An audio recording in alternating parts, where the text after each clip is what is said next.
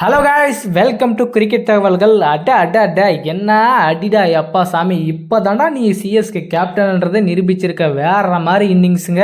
So Vijay Hazara ட்ரோஃபியில் Maharashtra அணியின் captain Ruturaj Gaikwad அவர்கள் சும்மா தெறிக்க விட்டுருக்காரு. 74 பந்துகளுக்கு 148 ரன் அடிச்சு அவருடைய அணியை வெற்றி பெற வச்சிருக்காரு. கிட்டத்தட்ட பார்த்தீங்கன்னா 200 ரன் பக்கம் டார்கெட் அடிக்கணும் 50 ஓவர் மேட்ச்ல. பட் ருத்ராஜ் கெய்க்வாட் அடிச்ச அடியை பார்த்து 20 ஓவர்ல சேஸ் பண்ணி ரன் வின் பண்ணியிருக்காங்க.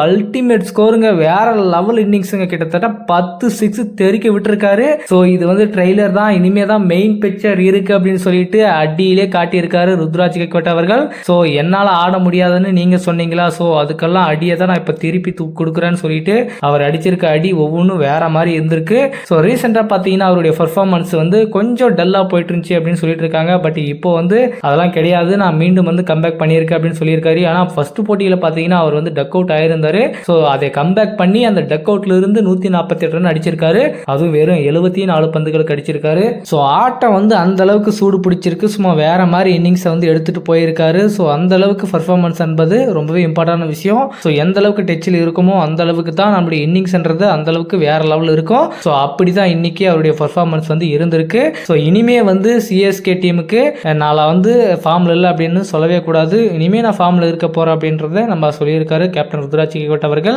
2025 ஐபிஎல் சீசனுக்கு சிஎஸ்கே பொறுத்த வரைக்கும் எல்லா வீரர்களுமே சரியான ஃபார்ம்ல இருக்காங்க.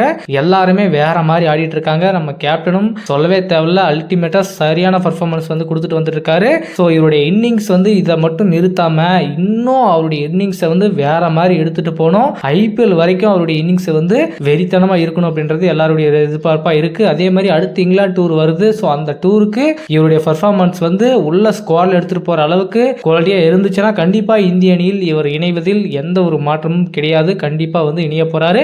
நம்ம சிஎஸ்கே கேப்டன் ருத்ராஜ் கெய்க்வாட் இந்த தரமான அடியை பத்தி உங்களுடைய கருத்துக்கள் என்னன்றதை மறக்காம கமெண்ட்ல சொல்லுங்க.